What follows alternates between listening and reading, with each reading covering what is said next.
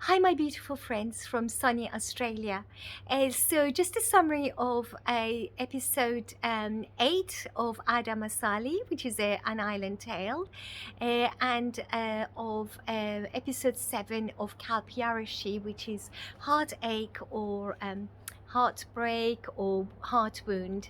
So different sites have translated into either of those terms. So I thoroughly enjoyed both shows that aired this week.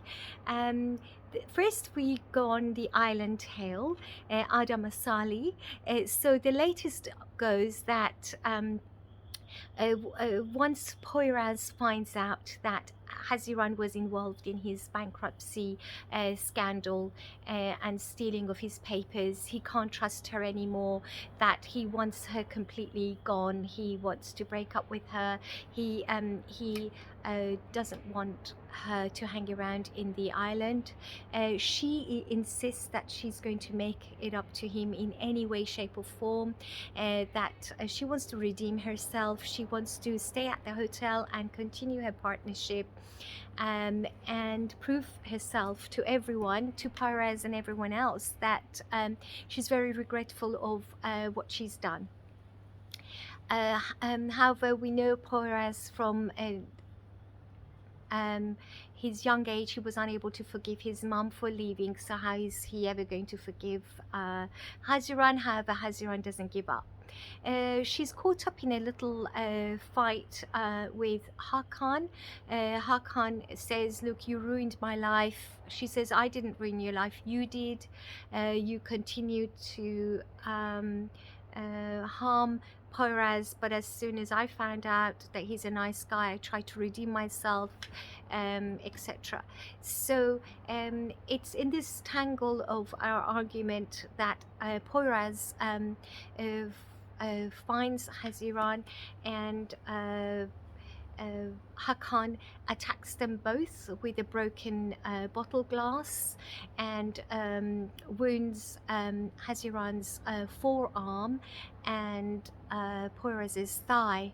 Poyraz punches him to the ground, and Haziran calls an ambulance, and they all end up in hospital. And this is when you realize that this is actually a romantic comedy, is when the whole family finds out, the whole village finds out, and the whole family ends up in hospital to see what's happened to their loved ones. Poyraz's grandmother is unstoppable in blaming Haziran as usual for Poyraz's problems. However, this time obviously it wasn't Haziran's fault. Anyway, we see how they actually care about each other, how Poyraz has never stopped caring for Haziran when he comes out of his room to look for her, and vice versa. She comes out of her room, and the nurses understand clearly that these two are lovebirds. They can't separate, so they put them eventually in the same room where they're nursed and the wounds are nursed as well. And so when they go back to the hotel, her mother says, look, I need a venue for my wedding, and although she had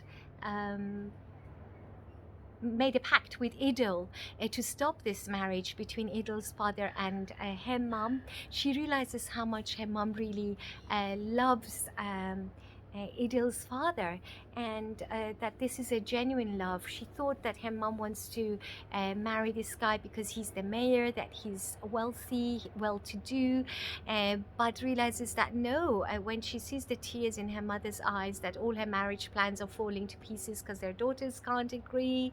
Her wedding dress that arrived in the post was sent back, which actually Haziran's little doing. She's very regretful, and she wants to give her mom the best wedding that she possibly can. So she goes back to the hotel, speaks to Poyraz, and Poyraz says, look, I think they must be in love. I think their love is genuine. They don't just want all this trouble for nothing. They decide that it's best to help them with the wedding celebration. So that goes ahead, and in the meantime, Haziran's mom is determined to find the third partner, so that she could persuade Haziran to buy that share from this third partner, so that she would have a bigger share of the hotel, and that would guarantee her staying, and Poyraz couldn't make her leave.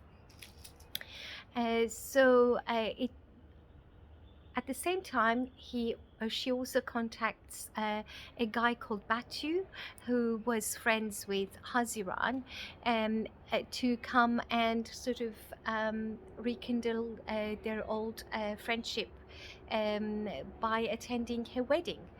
So that's when the actual episode ends, is when we see that Poyraz admits to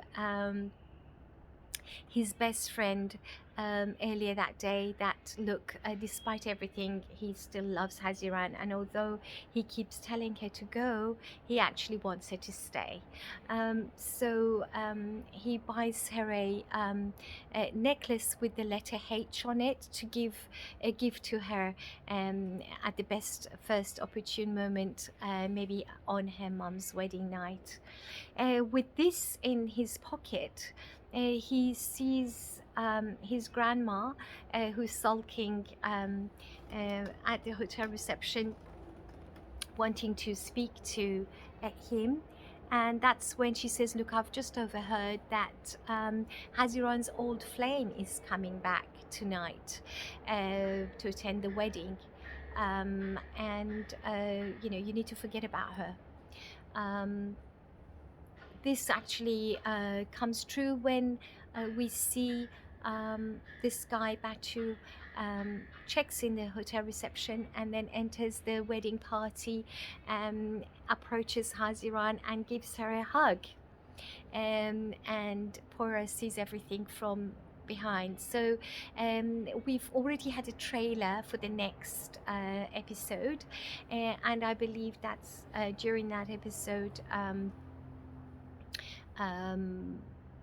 Haziran is trying to make him believe that there was nothing between them in the past. They've never had a relationship, certainly not a love relationship, but Poyraz finds it hard to trust her anymore and to believe that. So I'm excited to see what happens in next week's show. Now, going to Kalp Yaraşi, which is Heart Wound. That was a episode based around the poisoning of Ferretina, who is Ferret's horse, by Baha. And he falls off the horse and he goes missing, and the mother goes beside herself, Azadeh. She blames everybody, including the poor girl Aisha, for bringing nothing but misery from the moment that she stepped into their lives. Aisha is adamant it's nothing to do with her, it's not her fault, and she's determined that Ferret will be found and will come back. She even says to everybody, look, let's make his favorite meal, which is stuffed red peppers. Let's make his favorite meal ready, so that when he comes home he can eat that. So whether she's in denial or whether she's just remaining positive, has a very good influence on everybody, and even Azadeh comes in the kitchen and helps with the cooking of this. In the meantime, Baha pulls Ferret from the sea, having been sort of dropped off his horse that he had poisoned earlier that day, and realizes that Ferret is still, although unconscious, is still alive, is still breathing, and he picks up a big massive rock to finish him off, but when it comes to it, he doesn't have the heart. Instead, he takes Ferret's unconscious body to a nearby village house, and asks the peasants to look after him until he can find transport home for him. He contacts Hande and says to Hande, look, here is your chance to redeem yourself with the family and to become the hero. I've got Ferret, come and collect him, but in return I want you to help me financially, and bribes her. I think he demands to have a house where he could live and settle in that area, in that region. Hande rushes to Ferret's rescue and takes him home. Everyone is delighted to see Ferret and pampers him, and they give him his food that they had prepared. Ferret finds out that it was Aisha and his mum working together to cook this meal. He's amazed, and Aisha is just so grateful. They throw off a party 3 days later and invite everyone in the town to attend, to celebrate Ferret's safe return home. Aisha tries to make amends with Ferret, but he's giving her the cold shoulder. It appears that he hasn't forgotten that the whole incident of him falling off his horse started when she told him in this beautiful country setting where he had invited her, that she hasn't got the same feelings for him, that his feelings are unreciprocated, and that he has misunderstood her feelings, and she just walks away. That's when he decides to go on his horse and have a ride and have a good think, and that's when he falls off the horse and disappears.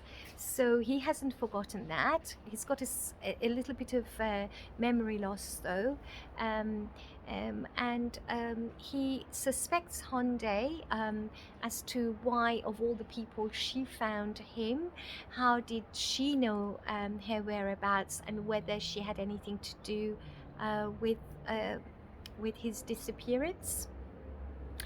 And the episode ends where Aisha dresses up one morning and says to Ferret, let's go out, let's spend the day together. Apparently it was her birthday. She doesn't actually say anything to him, but it was the one day of the year that she would have liked to spend with him. He insists that he's not interested, and doesn't go. So she sort of goes out to feed the cats, etc., and have a walk. Her Sinan's daughter, who overheard Aisha speak to a friend of hers who had called her to wish her a happy birthday, goes and sits with Ferret and says, why aren't you spending the day with Aisha today, of all days? It's her birthday. So when Ferret realizes this, he decides to join her in the evening. She had planned to go to a restaurant together, and he rejected, he refused. So he ends up joining her, and she had ordered a small cake with a candle for her birthday, and we see him arrive and light the candle. The only problem is that when they leave the restaurant to go to the car, who opens the door? Who is the new chauffeur that he introduces? It's Baha. She turns around and says, look, there's a lot you don't know. There is a lot that you don't know. And I think what she meant was that you don't know this guy. So we have to wait till next week to find out what happens. Bye for now.